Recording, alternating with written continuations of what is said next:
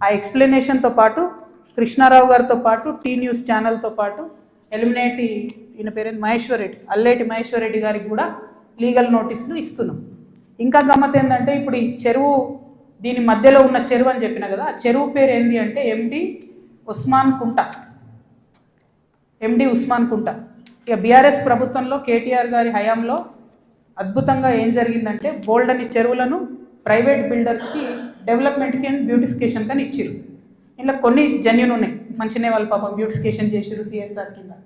చాలా మటుకు ఎట్లున్నాయంటే ఇప్పుడు ఈ ఎవరైతే ప్రణీత్ బిల్డర్స్ ఉన్నారో, ఆ ఫోటో పట్టుకో, ఆ మొత్తం 71 ఎకరాలు కట్టినటువంటి ప్రణీత్ బిల్డర్కే ఈ ఉస్మాన్ కుంట చెరువు డెవలప్మెంట్కి ఇచ్చారు. ఇస్తే ఆయన ఏం చేసిండు, దాన్ని డెవలప్ చేసి ఊరోళ్ళకి ఇవ్వకుండా డెవలప్ చేసి అందులో 4 ఎకరాలు మింగి ఆ 4 ఎకరాలలో 8 విల్లాలు కట్టి చుట్టూ కాంపౌండ్ వాల్ పెట్టి జనంకి అవకాశం లేకుండా చేసారు. అంటే నీకు డెవలప్మెంట్ కనిస్తే నువ్వు మింగేసినావు. అందులో నీ కొడుకే డైరెక్టర్ ఉన్నాడు కృష్ణారావు గారు. మరి సమాధానం ఇప్పుడు చెప్పు, ఏం చెప్తావు నాకు అర్థం కాదు. ఏదో నిన్నటి నుంచి తమాషా చేస్తున్నట్టు జాగృతలు దాడి చేస్తారు గీడి చేస్తారని. మాకు అట్లాంటి ఆలోచన ఏం లేదు. మేము మీ మీద దాడి చేసేంత పెద్ద వ్యక్తి మీరు కాదు. ఫస్ట్ థింగ్ వదిలేసేయండి, మీ మీద దాడి చేసే అవసరమే లేదు. మీ ఎన్కో గుంటనక్క ఉంది చూసినావా, వాళ్ళని మాత్రం వదిలిపెట్టాను. ఆ గుంటనక్కకి చెప్తున్నాయి ఇప్పుడు ఇనమని. ఆ గుంటనక్క ఇంటుంటాడు, ప్రెస్ మీట్ నాకు తెలుసు. సియాట్ ల్యాండ్స్ ఉండే, దాన్ని తర్వాత ఏం చేసిండ్రు, సెయింట్ గోబెన్ అనే కంపెనీకి ఇచ్చిర్రు 70 ఎకరాలు. దాని తర్వాత ఏం చేసిర్రు, ఈ గుంటనక్క రికమెండ్ చేస్తే మన BRS government favourite builder Vasavi ఉన్నాడు కదా, ఆ వాసవి బిల్డర్కే ఇచ్చిర్రు. అయితే ఒక అధికారి దానిలో చాలా కీలక పాత్ర. ఆ అధికారి ఇప్పుడు ఈ గవర్నమెంట్లో కూడా కీలకంగా ఉన్నాడు. కానీ ఖచ్చితంగా ఆ సెయింట్ గోబెన్ ల్యాండ్కి సంబంధించి ఆ అధికారి పేరు, నేను చెప్పే గుంటనక్క గారి పేరు రెండు కలిపి నేనే ఇస్తా. విజిలెన్స్కి ఇస్తా, ఈడీకి ఇస్తా, సిబిఐకి ఇస్తా. ఇక చూసుకోరు, ఏం చేసుకుంటారో వేసుకో. నేను మీలాగా ఫాల్తు అలిగేషన్స్ చేయను. నా భర్త ప్రైవేట్ ల్యాండ్లో వ్యాపారం చేసిండు. ఏ రియల్ ఎస్టేట్లో ఉన్న వ్యక్తి అయినా చేస్తాడు. మేమెన్నడూ ప్రభుత్వ భూమి జోలికి పోలేదు. ప్రభుత్వానికి ప్రజలకు నష్టమయ్యే ₹1 పని కూడా మేము చేయలేదు. మీరు అనవసరంగా లేనిపోయిన అలిగేషన్స్ నా మీద వేసి ఈమె ఏదో జనం బాట పేరుతో జనంలో పోతుంది, ఈమెను డిస్టర్బ్ చేద్దాం, మైండ్ ఖరాబ్ చేద్దాం అనే ఆలోచనలు పెట్టుకుంటే మాత్రం నేను చూస్తూ ఊరుకోను. ఇవాళ జవాబు ఎందుకు ఇస్తున్నా అంటే నేను మీలాగా వెన్ను చూపించి పారిపోయే వ్యక్తిని కాదు. నా మీద వచ్చిన అలిగేషన్కి అవుట్ రైట్గా సమాధానం చెప్పే వ్యక్తిని. నా జాగృతి కార్యకర్తలందరికీ కూడా, తెలంగాణ ప్రజలందరికీ కూడా నేను క్లారిటీగా చెప్తున్నాను. 10 ఏళ్ళ బీఆర్ఎస్ పాలనలో నాకు ఏ దాంతో కూడా సంబంధం లేదు. నన్ను నిజామాబాద్ వరకు పరిమితం చేసిండ్రు. 5 ఏళ్ళే నేను యాక్చువల్గా ఉన్నది పవర్లో. ఆ 5 ఏళ్ళు ఎంపీగా ఉన్నప్పుడు ఢిల్లీ, నిజామాబాద్, హైదరాబాద్. నా మొత్తం ట్విట్టర్ చూసుకోండి, నా క్యాలెండర్ చూసుకోండి.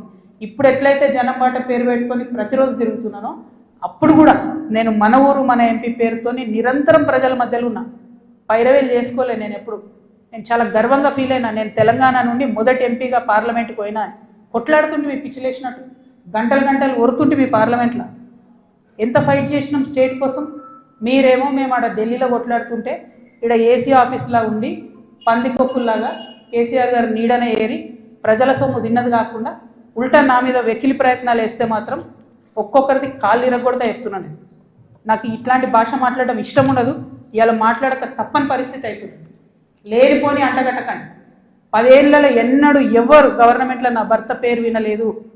ఇవాళ మీరు ఆయన మీద అలిగేషన్ చేస్తున్నారు. ఆయన ఫోన్ ట్యాప్ చేస్తారు, సిగ్గుండాలి. ఇంటర్లో ఫోన్ ట్యాప్ చేస్తారు, ఇటువంటి వెధవ ప్రచారాలు చేస్తారు. ఇంకా కళ్ళు చల్లబడతలేవా మీకు? పార్టీలకి నిలబొట్టారు కదరా బయటికి. ఇంకేంది? నేను ఊరుకునేదాన్ని కాదు బిడ్డ, చెప్తున్నా. ఇప్పుడే మొదలుపెట్టినా. మీరు సెయింట్ గోబెన్ సంగతి చెప్పండి. వాసవికి ఇచ్చినటువంటి 100 భూములు ఉన్నాయి. ఇవాళ గవర్నమెంట్ని, కాంగ్రెస్ గవర్నమెంట్ అంటారు కదా మీరు, హిల్ట్ పాలసీ పెట్టి దారాదత్తం చేస్తున్నారని.